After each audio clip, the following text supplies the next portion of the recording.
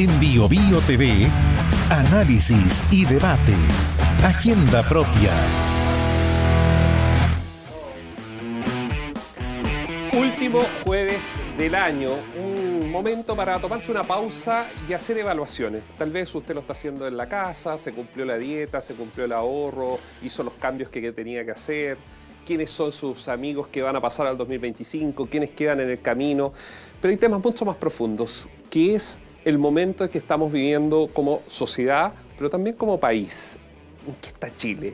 Aquí en Agenda Propia hemos debatido sobre desde las cárceles, salud, educación, modelo económico, de todo. Yo creo que a usted ha sido una contribución de conocer las visiones que tienen de distintos sectores de la sociedad, ideológicamente hablando, pero también quienes de buena fe quieren colaborar al debate. Y en esta edición de Agenda Propia, lo que vamos a hacer es una evaluación, a ver si usted está de acuerdo, si es que falta algo, también usted lo puede comentar a través de las redes sociales. Aquí parte Agenda Propia, donde vamos a evaluar en qué estado está el país al 2024, pero también los pronósticos para el 2025. Y para conversar sobre esto vamos de inmediato dos invitados de lujo. Uno desde el viejo continente, esperemos que el internet no nos falle durante esta transmisión. Y otro lo tenemos acá. Vamos a partir por quien está en la casa. Axel Callis, sociólogo, director tuinfluyes.com y profesor de la Universidad Central. ¿Cómo está, Axel? Hola, Néstor, ¿qué tal? Gracias por aceptar esta invitación. Y nos vamos a España porque allá está también amigo de la casa, viejo conocido por muchos de ustedes a través de BioBio la radio, Alberto Mayol, sociólogo y analista político. ¿Cómo está, Alberto? ¿Qué tal, Néstor? Un placer, Axel. Vamos a partir de inmediato porque hay mucho que conversar. Decíamos en la presentación, Alberto, Axel, sobre cómo llega Chile a diciembre del 2024. Me gustaría partir por usted, Axel, respecto a una visión general. ¿En qué estamos? Yo creo que Chile llega sincerado, termina de que todas las cosas que la ciudadanía intuían que podían pasar, en realidad pasaban. Esencialmente me refiero a todo lo que nos ha acompañado durante todo este 2024, que es las innumerables veces que hemos estado pegados al canal del Poder Judicial, a todo lo que tiene que ver con la relación entre corrupción, la política, corrupción. Y siempre la ciudadanía, yo que la estoy midiendo hace muchos años, la ciudadanía siempre ha tenido una opinión muy mala de lo que es la justicia y ha tenido un alto sentido de impunidad. Y siempre las personas te decían, mira, acá no hay igualdad ante la ley. Y efectivamente no había igualdad ante la ley. Entonces yo creo que este fue un año donde la máscara terminó de caerse en el ámbito de los asuntos privados y los asuntos públicos. Y yo diría que eso no es una mala noticia, porque ya sabemos que todo aquello que intuíamos que pasaba, pasaba. Se empezó a sincerar. Así es. Tenemos el caso audio, obviamente, con Hermosilla y compañía. Los municipios, lo que pasó en el tema de Manuel Monsalve. O sea, muchas cosas que algunos más emblemáticos, otros mucho más estructurales. Alberto. Mira, yo creo que lo que plantea Axel es bien interesante porque nos permite ver el problema, lo que significa esto. O sea, estamos hablando de cuando tú sinceras algo como persona, cuando tú sales de una burbuja de máscara, resulta que viene un proceso de transformación personal muy complejo, muy difícil. Eso a nivel social es mucho más difícil, porque son instituciones, sí, son grandes ritos históricos que las personas dicen hasta dónde cada uno de estos ritos, cada una de estas creencias es cierta o no. Después de esa duda, no es que se acaban las dudas, no es que viene la certeza, vienen dudas más grandes. Entonces, nosotros que llevamos ya 14 años en un proceso de crisis institucional que se marcó el 2011 con las grandes protestas, Chile fue el país con más protestas y con más cantidad de gente en la calle, en términos absolutos y relativos a su población, el año 2011, con el ciclo de protestas más largo, el 2011 y también el 2019, en los dos años emblemáticos que en el mundo fueron años de protesta. Bueno, en esos momentos, nosotros marcamos esa pauta y no fuimos capaces de abordar el problema. Y hoy día nos encontramos con dos intentos de soluciones, los procesos constituyentes fracasados y con un año como este que termina mostrándonos lo peor de una crisis. Piensen ustedes que las 4 crisis grandes de este año se produjeron en 60 días. O sea, momento álgido en él por el tema de los ventarrones en agosto, y la falta de servicio. luego inmediatamente explota el caso Hermosilla de manera ya inmanejable, inmediatamente después surge el caso Cubillo e inmediatamente después surge el caso con Monsalve. Tienes en 60 días el horror por sector, pase por todos los sectores, un huracán. Entonces eso marca de que el trabajo y todo esto, lo que decía Axel, o sea, estamos hablando de que esos son los titulares, pero entre medio está la crisis en el Poder Judicial, la crisis dentro del Ministerio del Interior, o sea, crisis por todas partes. Eso nos marca de que todavía nuestro proceso de caída no ha terminado, después del estallido incluso. Ya vamos a hablar al 2025, que es lo que pronostica algo, uno podría entender, ¿no? De lo que dice Alberto, pero se cae la máscara, pero la sociedad, ¿cómo está observando? Axel, tú eres privilegiado porque tienes estos estudios, puedes ver qué es lo que piensa. Uno de repente dice, yo bromeo en prensa y digo, a ver qué pensará mi mamá de todo esto, no porque sea un ignorante, sino porque, ojo, buen vecino, lo que ella siente, percibe o cree. ¿Qué estará pensando la sociedad en general? Es difícil hablar de la sociedad hoy en día, claro, porque somos múltiples nichos, múltiples grupos, no tenemos cada vez tenemos menos cosas en común. Ahora, yo creo que la sociedad, voy a hablar como en términos generalizados, los más informados al menos que tienen concepción de lo que pasa. Pero en general, para mí ha sido develador el voto obligatorio, porque una u otra forma a mí me permite analizar no una parte... que son los comportamientos. No una parte del electorado, sino que la parte completa del electorado, es decir, con aquellos que sabíamos que existían, pero no sabíamos qué es lo que hacían. Y yo creo que en ese sentido la sociedad es mucho más sabia, porque la sociedad lo que hace es, como los seres humanos, prescinde, o sea, se desvincula. Y lo que tenemos ahora es un proceso absoluto y profundo de desvinculación de las vidas de las personas, de lo social, de las instituciones, de la política, de la esperanza en que algo se va a solucionar. Es decir, esa desvinculación opera como un mecanismo casi de sobrevivencia. Es decir, seguir esperando a que, y lo voy a decir para bien y para mal, seguir esperando que me salga una vivienda, me tomo un terreno. Seguir esperando y me empiezo a saltar la fila en algunos casos. Y en otros espero que mi propio trabajo, en este sentido mi oportunidad, sea el que me saque. Pero tengo muy poca fe en el Estado como alguien que me va a resolver temas. ¿Por qué? Porque todo esto que parecía que estaban todos metidos, en realidad estaban todos metidos, como las películas estas de policiales de los años 70, donde uno decía, oye, pero si hasta el jefe del jovencito está metido. Bueno, estaban todos metidos. Y eso es una muy mala noticia. Pero una mala noticia, pero sincera, yo veo en ese sentido. Y yo creo que hay otro elemento que tiene que ver con lo que estaba hablando al principio, que es el sinceramiento que el sistema político no va para más. O sea, yo creo que ya hay un consenso en que esto, en términos de diseño y funcionamiento político, no va para más este presidencialismo con este tipo de parlamento. Y yo creo que acá se han juntado dos elementos que son aún peores, que es el peor parlamento, con la peor fragmentación, en un momento donde Chile necesitaba calidad en términos políticos. Y lo que hace la ciudadanía es, se desvincula. O sea, voy a ir a votar, bien, pero no me pidan que salgan a firmar por un partido político. Y por eso es que uno ve como unos resultados que me imagino que lo podemos ver en la segunda parte, que las autonomías de personas les empieza a ir bien, los que están, no los independientes así administrativos, sino que los que son capaces de tomar decisiones que están más allá de... que ejercen liderazgo. Que ejercen liderazgos, pero lejanos del gobierno y claro, lejanos de los grupos de interés. Alberto. Mira, yo creo que justamente ese proceso que describe Axel es bien importante porque habla de la desinstitucionalización. Las protestas del 2011 eran pidiéndole al Estado que se hiciera cargo de, primero el tema de educación, después se abrió a muchos otros temas, las regiones, el tema medioambiental, bueno, partió en el medioambiental en rigor, pero era un requerimiento frente al Estado, eran los chilenos frente al Estado pidiéndole algo. Lo que marca el estallido social, con su lema más importante en realidad es evade, no los 30 años, el tema evade es lo más importante.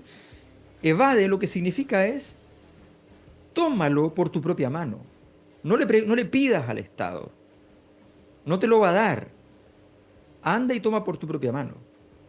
Esa señal es la señal, por decirlo así, o anarquista o incivilizatoria por definición, ¿no? Es cuando tú dices, olvidémonos de las instituciones.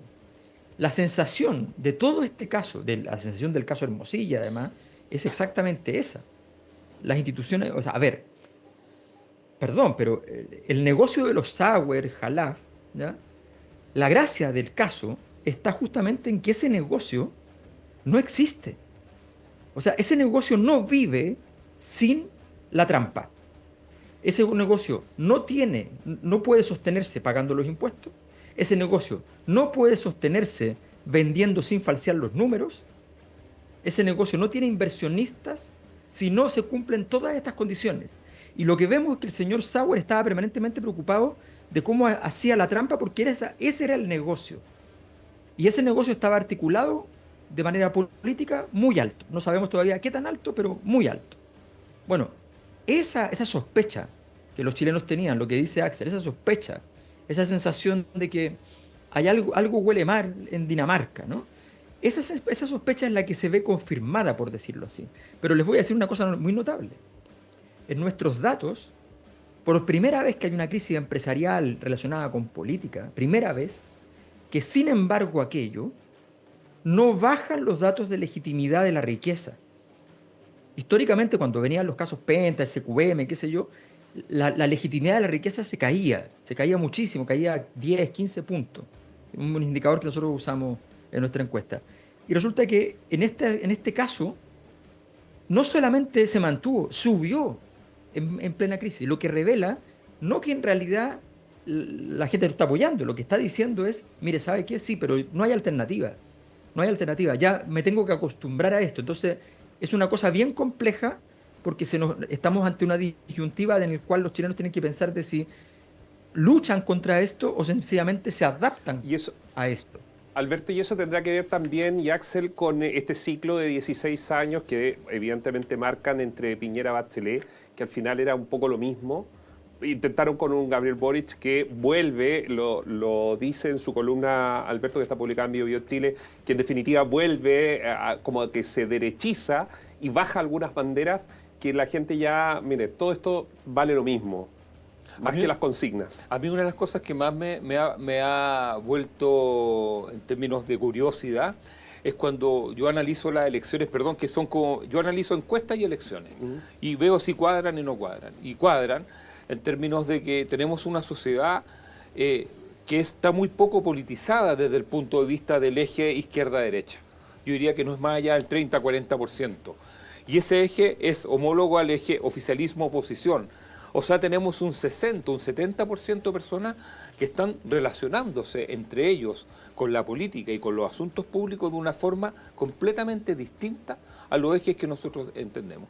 Por ejemplo, el eje regional, los de aquí y los de afuera, cosas que tienen que ver con yo lo conozco, no lo conozco, viene llegando, no viene llegando, ha hecho, no ha hecho, cosas de ese estilo, de una u otra forma le permiten entender que lo que venga hacia adelante va a ser algo completamente distinto en términos de respuestas sociales.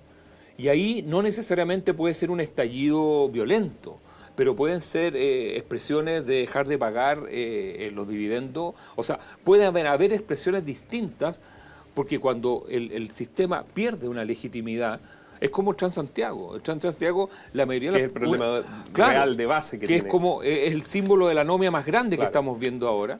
En Santiago, por lo menos en regiones, son otro tipo de conducta. Cuando el valor de la sanción social pierde completamente su efectividad, las respuestas pueden ser diversas. Entonces, no es esto como lo que estábamos acostumbrados a, no, vota nulo, no le gusta, o va a salir a la calle, que son las respuestas que tiene, o va a haber un estallido. No, yo por lo menos no veo, porque estoy mirando al frente personas que no perciben ninguna legitimidad en lo público. Y eso para mí es lo más grave de todo. Alberto, ¿hay algo de eso? Sí, por supuesto. Yo creo que hay que entender que el estallido es una de las formas en que se manifiesta, es un síntoma más de una forma de manifestación de muchas alternativas. Para que nos entendamos, Javier Milei en Argentina fue el estallido en Chile. Fue la forma en que la sociedad argentina reaccionó. En Argentina no podía hacer la protesta porque la protesta la usaban los gobiernos de izquierda a su favor. Por lo tanto, no tiene ningún sentido ir a la izquierda a través de una protesta. El estallido fue en Argentina Javier Milei. Las sociedades reaccionan, yo siempre digo, la sociedad cuando tiene mucho magma encuentra su volcán. Pero encuentra un volcán específico, pero eso no significa que ese sea el tema. Entonces uno se confunde porque dice, no, es que eso tiene que ver entonces con el transporte. No tiene nada que ver con el transporte.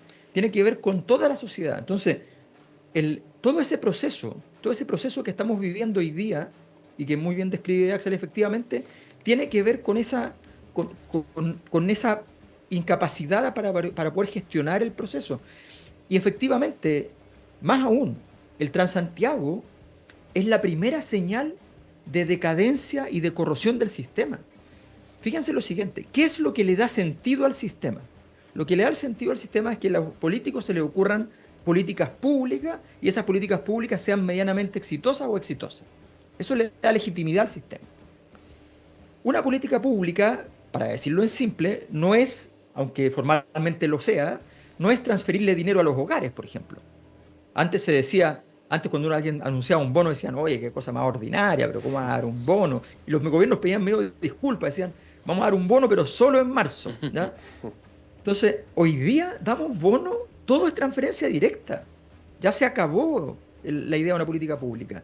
Y entonces, si ves transferencias directas, ¿qué dice la gente? Bueno, pónganme un computador al medio que reparta la plata bajo un criterio a los hogares y nos olvidamos del Estado. No hay políticas públicas, no hay algo que oriente, que dé sentido, no hay inversiones públicas, no hay obras públicas, no hay grandes, nada de eso. Entonces, en el fondo, estamos en un camino en el cual la degradación de la actividad política es evidente y hoy día parece bastante difícil de frenar. Respecto a la figura del presidente Boric, para ser justo, él hereda todos estos años, yo hablaba de los 16 años anteriores, a lo mejor ustedes me dirían, esto partió incluso un poco antes, pero él hereda ese modelo y básicamente lo administra, entre comillas, porque alguien podría decir no está administrando nada, pero administra algo que ya es decadente. Sí, absolutamente, es un sistema político decadente y por eso es que tuvimos 2 procesos constitucionales que lo cambiaban todo, o sea, y lo cambiaban todo radicalmente. Pero Axel, ¿el presidente tenía espacio para cambiar? Yo creo que él tenía espacio al principio, si hubiera entendido algo que en mi caso yo les decía, me juntaba a veces con sus partidarios y les decía, ojo, ustedes no tienen una mayoría política, ustedes tienen una mayoría electoral.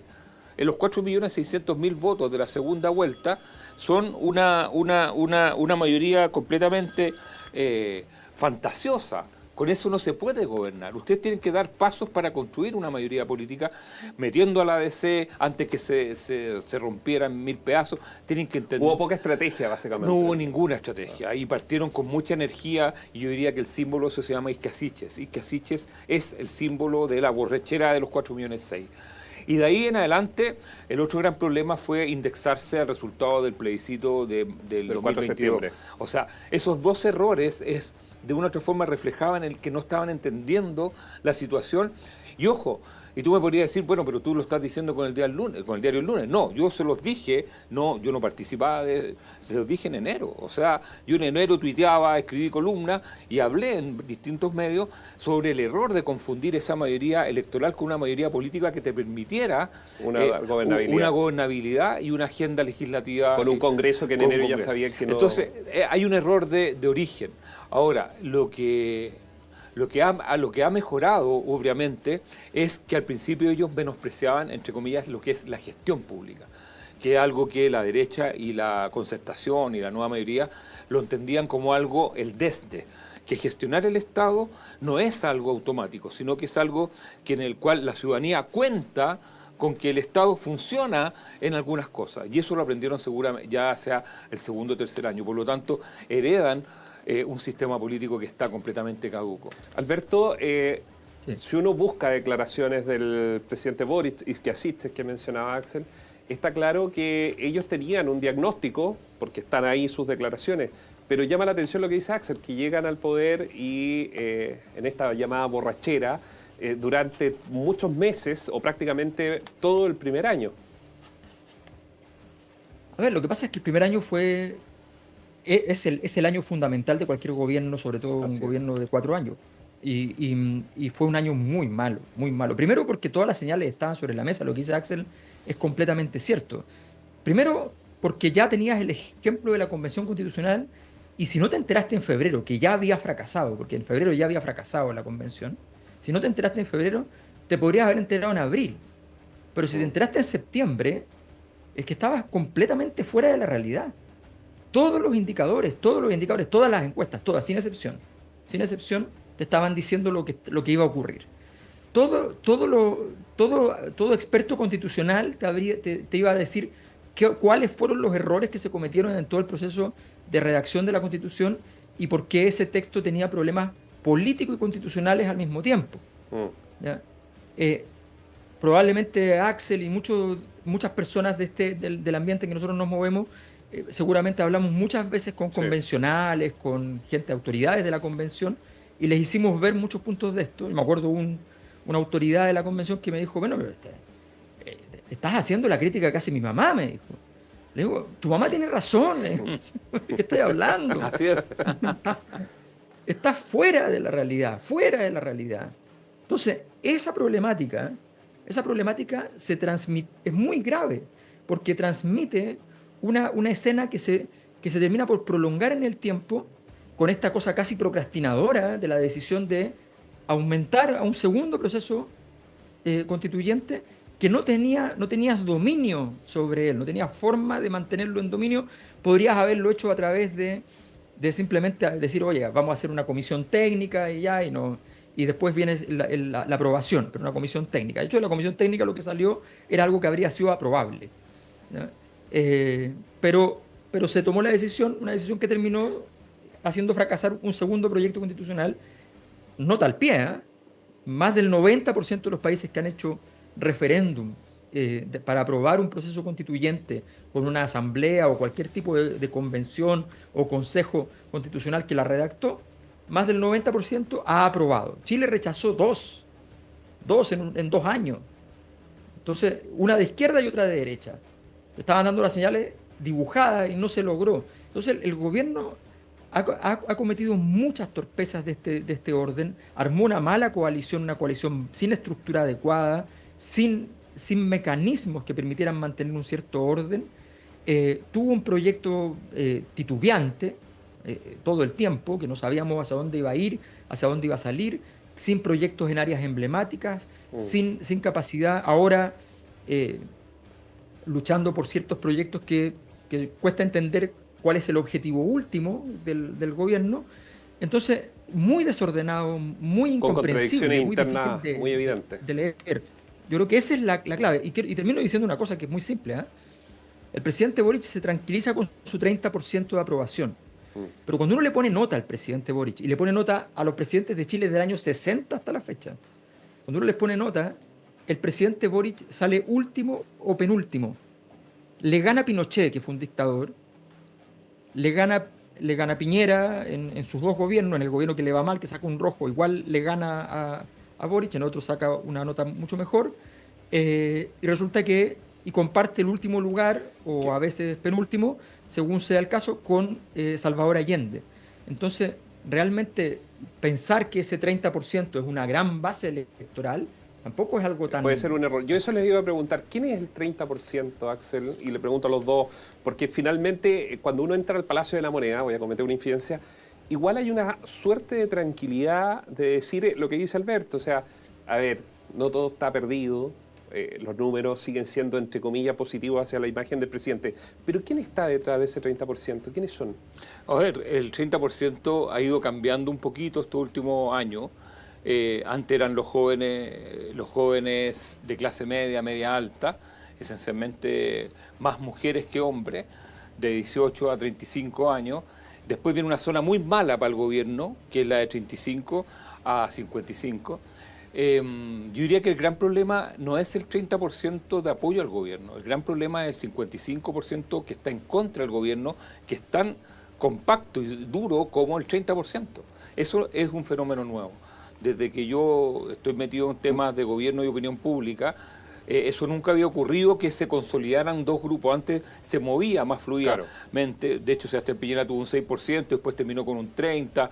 En la época de los mineros, Sebastián Piñera llegó a estar en un 60%, después bajó un 20%, después subió. O sea, se movía la opinión pública, porque es opinión pública y no un partido político. Se movía, claro. Michelle Bachelet en la época del Transantiago llegó a un 16%, a un 14% y después terminó con un 70%.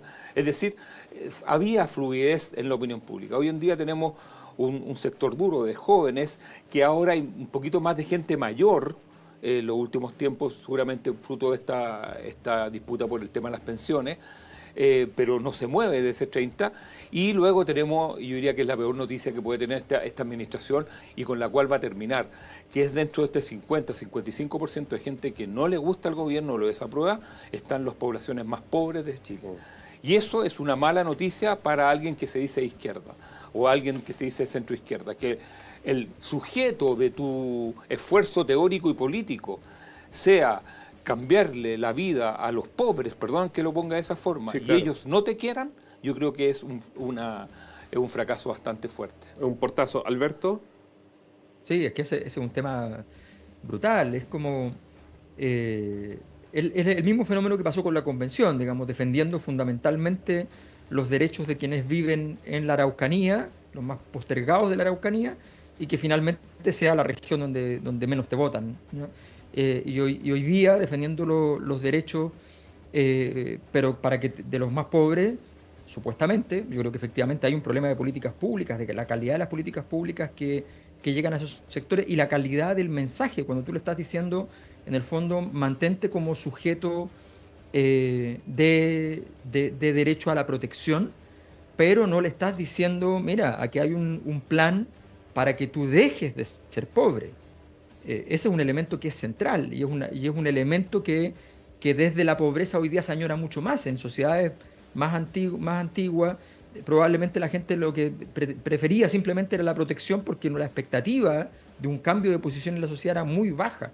Hoy día en Chile se instaló la idea de que las personas pueden cambiar de posición en la sociedad y esa modificación se ve como algo muy lejano en las actuales perspectivas económicas, que es completamente cierto, creciendo al 1, al 1,5, al 2%. Yo creo que el gobierno tiene que aprender a no celebrar 2 puntos de crecimiento, no puede celebrar una cosa así, y tiene que comprender que, que lo mismo que ha dicho el mismo gobierno, lo mismo que ha dicho el sector, la matriz de desarrollo de Chile debe cambiar y debe cambiar de una manera tal que genere un crecimiento con mayores niveles de igualdad, pero crecimiento.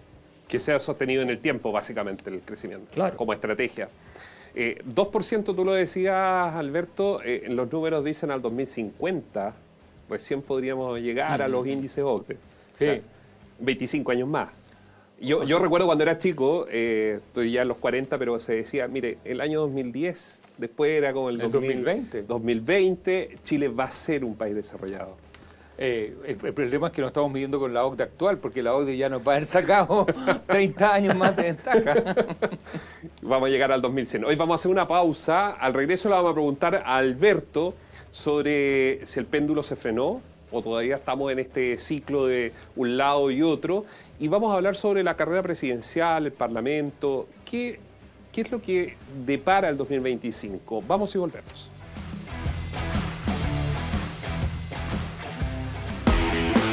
Ya regresamos. Agenda propia por BioBio TV.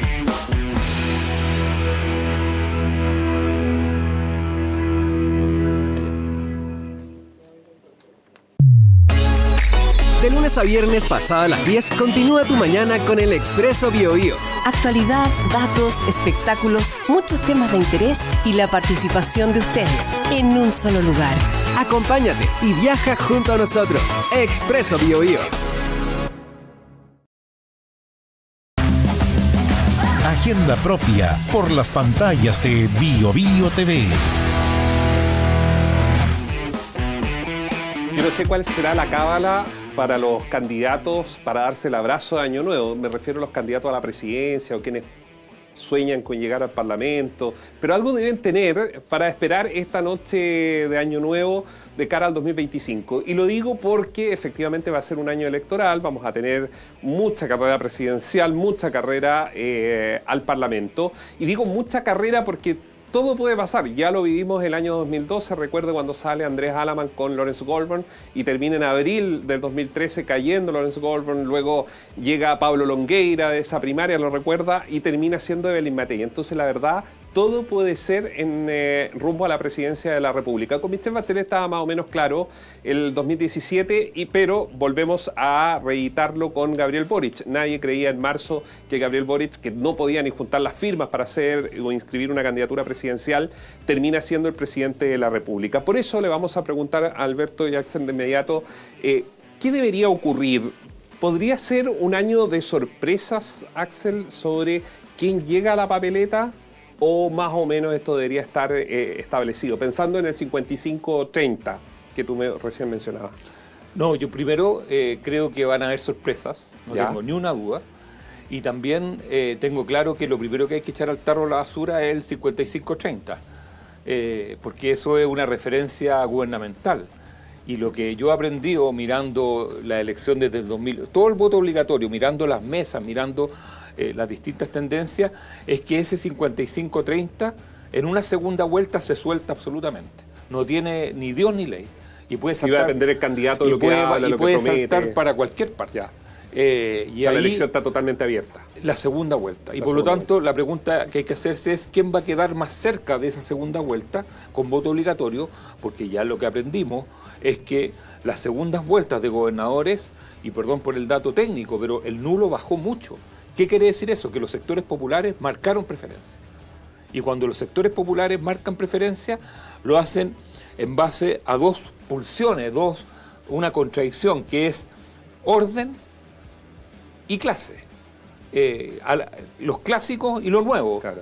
Y así es como votaron en la segunda vuelta. O sea, votaron por aquellos candidatos que les daba una relación de ser lo más parecidos a lo que es la región, lo que ellos constituyen, pero buscando una mezcla entre hacer, ordenar y que tuviera cierto sentido de lo que ellos son.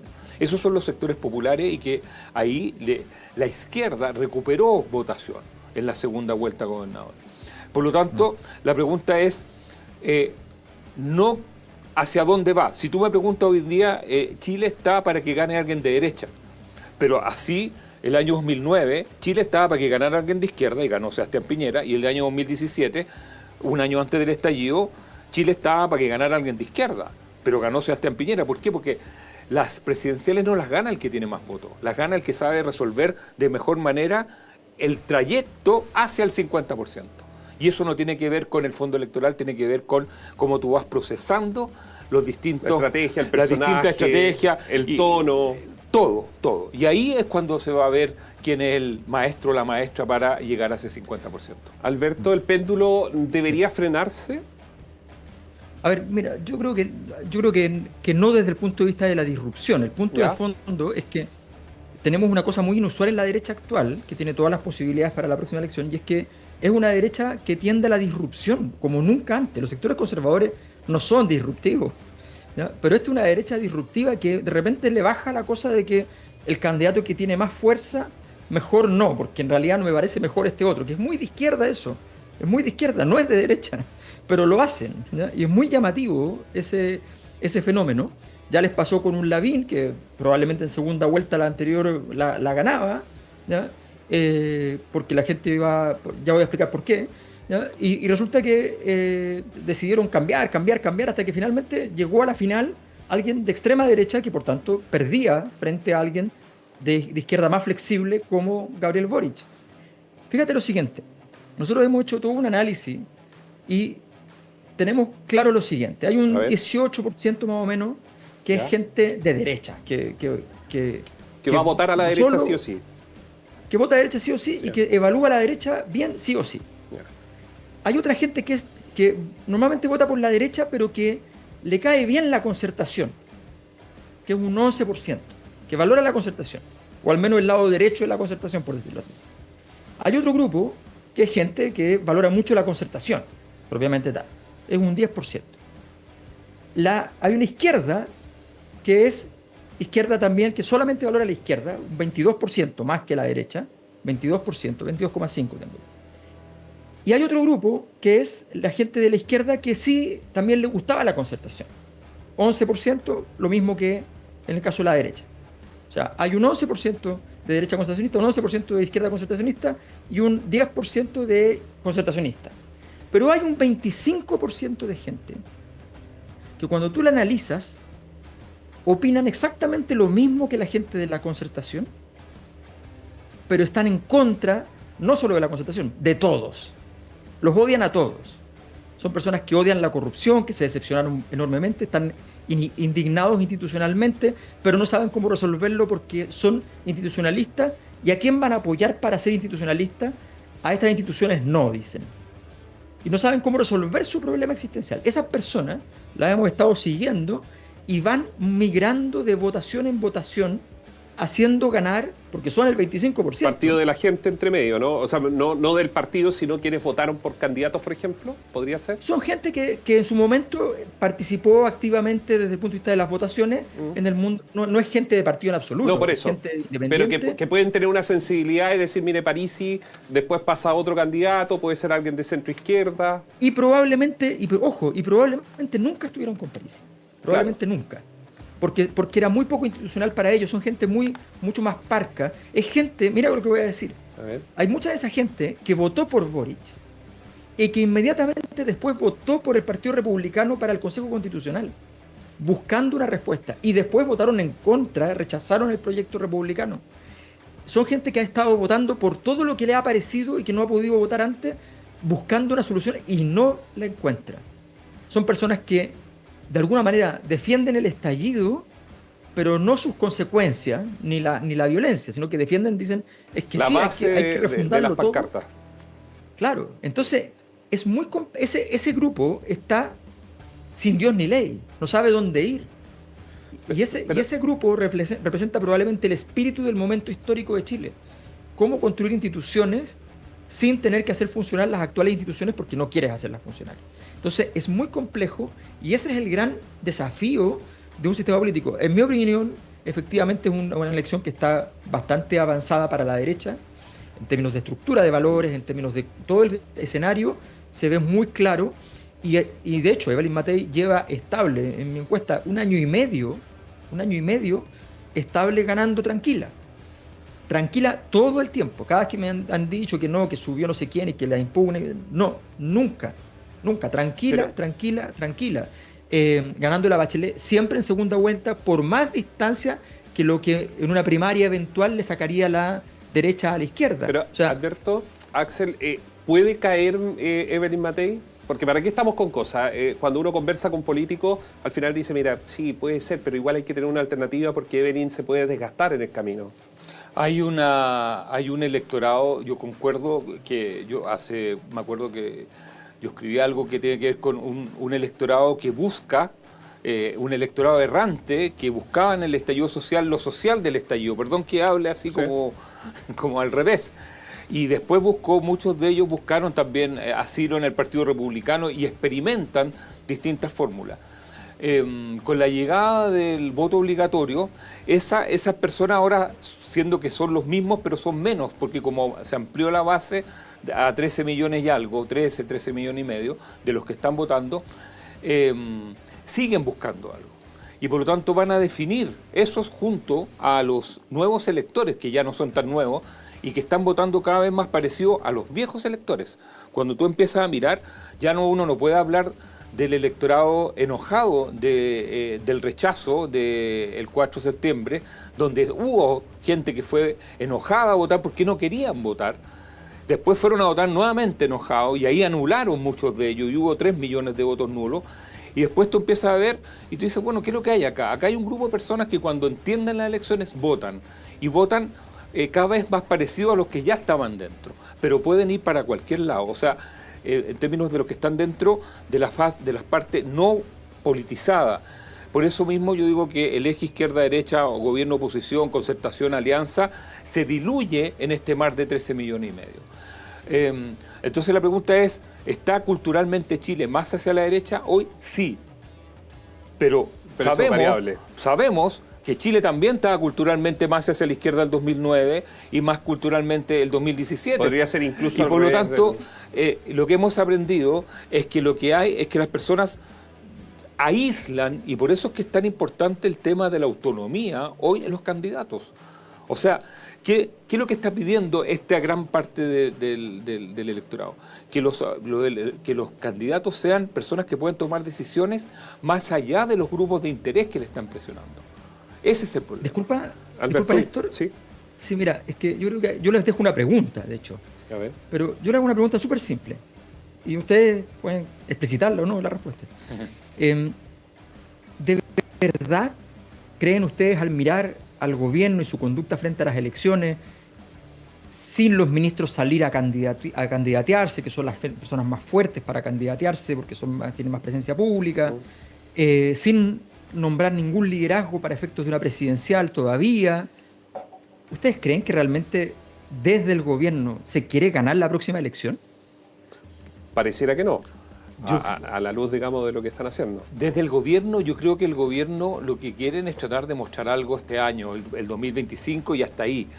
Pero yo creo que no existe ningún tipo de sueño, planificación. Es más, si hay algo que yo tengo claro, es que si hay alguien que puede competir con Evelyn Matei, no debe venir del gobierno. Porque justamente el electorado nuevo le rehúye al gobierno. De hecho, si tú examinas los candidatos que les fue bien a gobernadores en las segundas vueltas, son a los que ganaron, todos eran distantes al gobierno. Mondaca, Orrego. O que jugaron comunicacionalmente a distanciarse. Porque saben que el 30% te ayuda para ser alcalde. ¿Y Tomás Bodanovich también en la misma línea? No, lo que pasa es que Tomás Bodanovich tiene un capital propio que es mucho más ancho que el gobierno. ¿Por qué? Porque pero en su momento también tomó distancia cuando pide militares en la moneda, cuando junto con Ripamonti hacen crítica a la administración. El punto no es decir soy gobierno o no soy gobierno, el punto es lo que yo propongo. Y él propuso sacar a las Fuerzas Armadas y él propuso, de una u otra forma, intervenir la plaza de Maipú para sacar a todos los ROCU y toda la gente y todo la toma que había, el comercio ambulante. Y eso es orden. Y hay un mundo de este electorado que quiere orden. Y también quiere acceso a beneficios. ¿Alberto? Sí, yo creo que efectivamente el gobierno está en una conducta muy parecida a la que tuvo el 2016, que era una conducta en la cual no quería tener candidato para el 2017. El 2017 se tuvo una candidatura más fuerte, más competitiva, a pesar de los intereses del Frente Amplio. No era la idea. No era la idea. Y no era una idea confesa, además, que es lo peor de todo políticamente, que es decir, oye, no queremos competir ahora, tú lo dices claramente y está bien. Pero en este caso es bien difícil porque en general el efecto que eso produce... Tenemos la historia de la oposición venezolana que muchas veces ha dicho, no, nosotros esta vez no nos vamos a presentar porque no puede ser como están funcionando las cosas. Y lo único que hacían era seguir perdiendo, ¿no? Entonces esa conducta es bastante extraña. Yo creo que el gobierno debe tomar su decisión respecto a las elecciones. No va a tener durante el 2025 nada rápido que mostrar. Ese no es real. Y si tiene alguna de las grandes reformas que está pensando, muchas de esas grandes reformas van a ser con un color y con una textura que no son necesariamente el paladar de sus votantes. Ahora, por tanto, Alberto, yo creo que el gobierno tiene que tomar decisiones al respecto más claras y no estar pensando todo el rato así como, bueno, se supone que va a ser Bachelet la que va a ser la candidata y punto, nada más, como dejando la responsabilidad a ella. Yo creo que el gobierno no va a competir en la próxima elección presidencial.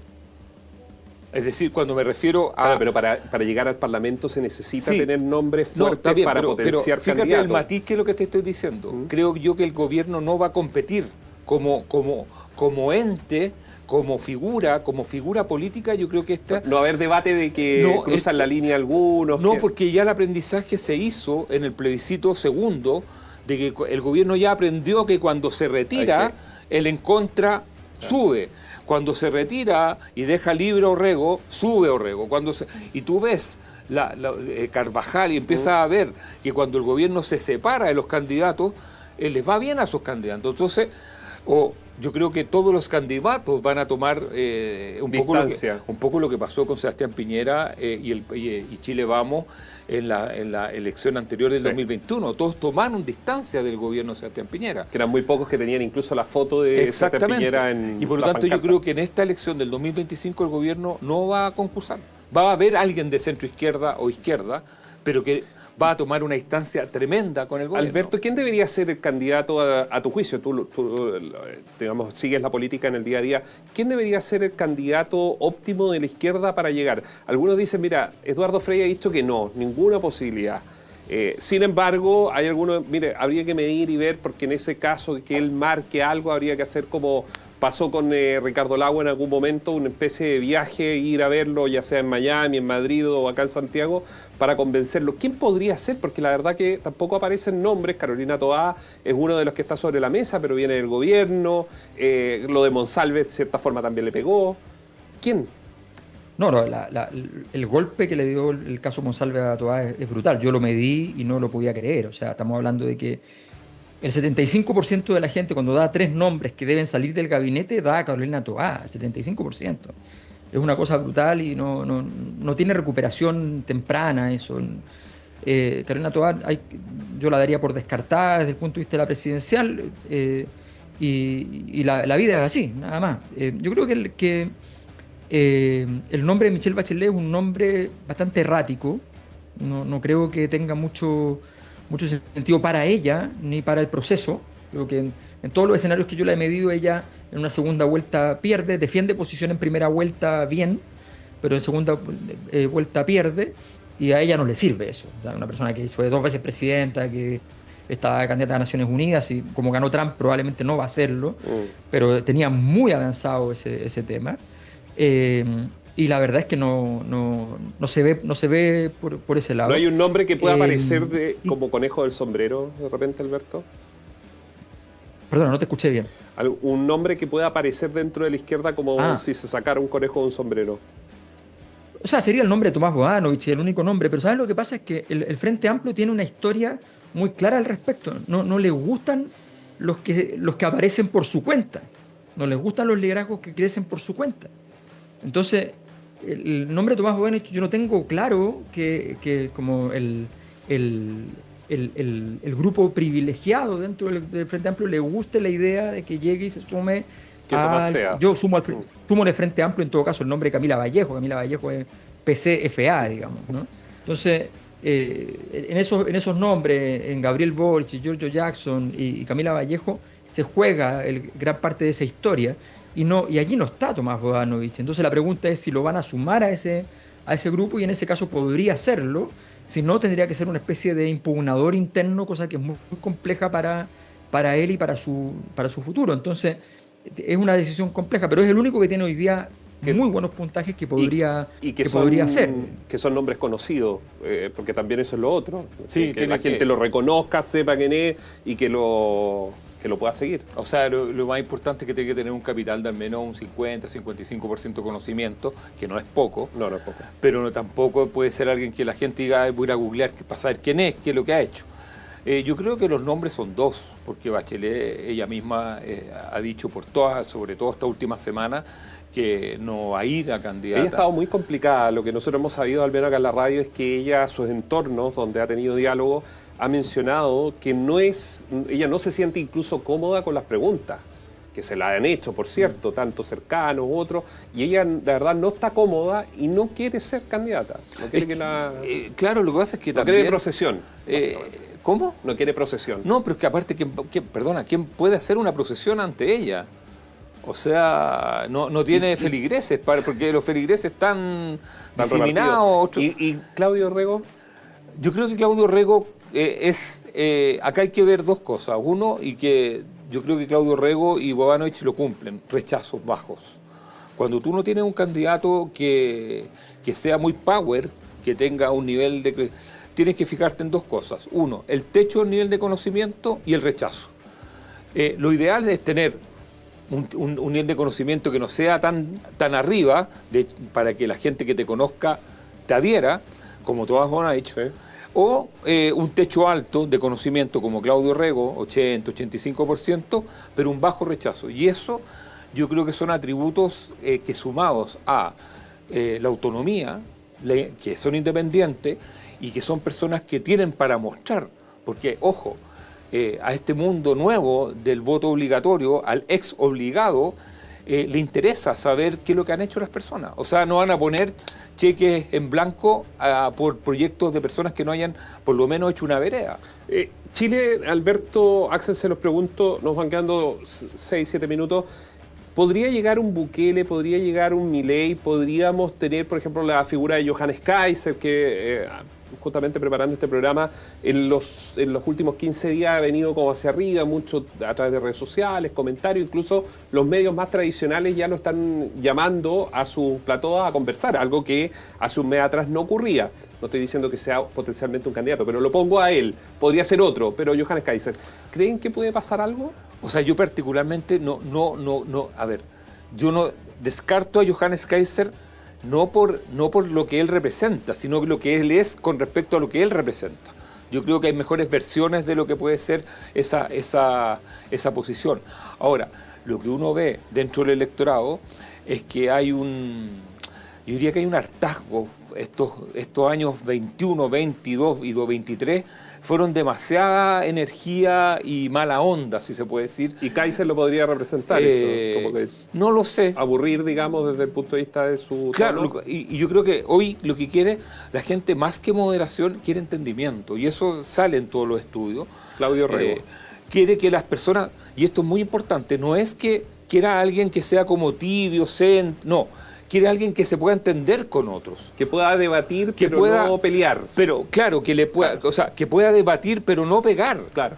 O sea, en eso está, porque nosotros venimos saliendo, a diferencia de Argentina, de 3 años de mucha hostilidad de las élites. Hostilidad, ni siquiera polarización, hostilidad. Y eso, de una u otra forma, a la gente terminó por cansarla. Está cansando. La gente que quiere es que la dejen tranquila, poder hacer sus cosas y que ojalá que alguien administre el país lo mejor posible. ¿Alberto? Sí, mira, yo creo que lo del caso de Johannes Kaiser, que ha subido mucho efectivamente, tiene que ver fundamentalmente con que le sigue quitando mucho voto a Kast y que en esa frontera donde la derecha se debate entre si votar ultraderecha o derecha tradicional, más bien él ha logrado encontrar ahí un nicho de votación, pero eso no significa que esté creando nada, está ganando un mercado, por decirlo así. Lo hace muy bien, creo que es una buena combinación para efectos chilenos de un poco de Milei, un poco de Trump, ¿ya? No sé si tanto de Bukele. Yo le tengo bastante respeto a Bukele desde el punto de vista del diseño político. Es un diseño político muy cuidado, contrario a lo que se piensa. Esto no es solamente, qué sé yo, armamentismo. No fue un accidente llegar a la presidencia. Lo que él ha logrado es una cosa muy sorprendente y la forma, el diseño, cuando uno ve los detalles, la ingeniería de detalles, yo he escrito alguna columna aquí en Bio Bio al respecto, que lo pueden revisar para ver los detalles, es realmente impresionante. Creo que un liderazgo de ese tono, de esa profundidad de acción, es algo que podría funcionar en Chile, pero los Bukele que han aparecido en Chile son unos tipos que llaman básicamente al... Son ukelele, dijo una señora hace unos días en un móvil de televisión. Es que también el pueblo salvadoreño es muy distinto al claro, chileno. Son culturas totalmente distintas. Porque uno hay mucha gente que dice, yo quiero un Bukele, pero lo que quiere de Bukele es el encierro de las personas que están, los delincuentes, de los que están tomando la calle. Sí.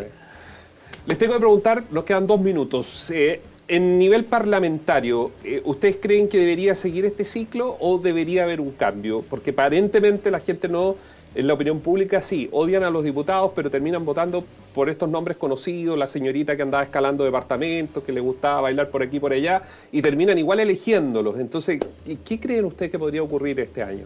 O sea, un poco parecido a lo que sucedió con la elección de concejales, puede parecerse un poco más, o sea que le da bien a la derecha, porque este mundo desinformado es popular. Y no es encuesta, vean las mesas a la pintana, sí. O sea, y cuando ese mundo, de Puente Alto, cuando ese mundo no conoce al candidato, está votando nulo. Y ahí operan las marcas partidarias y el nivel de conocimiento. Yo creo que no tenemos buenas noticias en el futuro de que el Parlamento vaya a mejorar. O sea, vamos a tener 25 partidos, vamos a tener bancadas que van a durar 1 mes, 2 meses. Y se van a desarmar. Y que se van a desarmar ya, yo creo que a principio. Y no hay interlocutores para los gobiernos. No hay interlocutores que sean válidos. Y sea quien sea que gane esta elección, no va a poder gobernar. Va a ser muy difícil. Sí. ¿Alberto? Sí, cuando la política no es protagonista del día a día, cuando Este es un medio en ese sentido excéntrico que dedica mucho tiempo a los temas políticos y lo ve mucha gente, pero no hay otros medios habitualmente en casi todo el país que dediquen un tiempo grande a la actividad política. Y ese desconocimiento genera que efectivamente cuando tú llegas a votar, a los que conoces son los que aparecen en la tele, son los que tienen cierto bagaje, pero no político, y resulta que entonces al final lo que termina por pasar es que van ganando esos nombres. No hay ninguna razón para que eso cambie. Sin una profundización del espacio público, sin una profundización de la educación.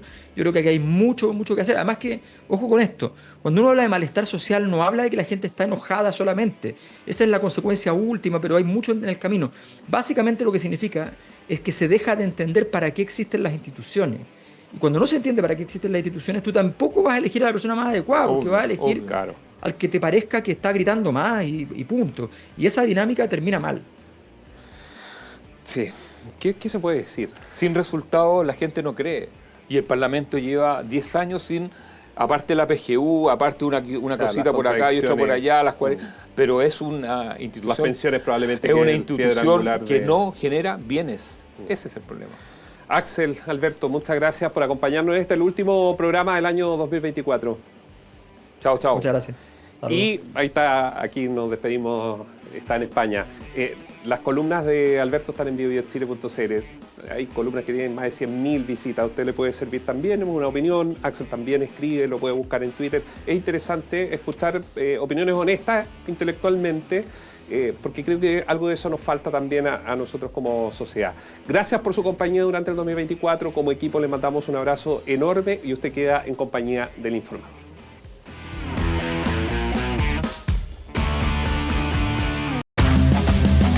Agenda propia por las pantallas de Bio TV.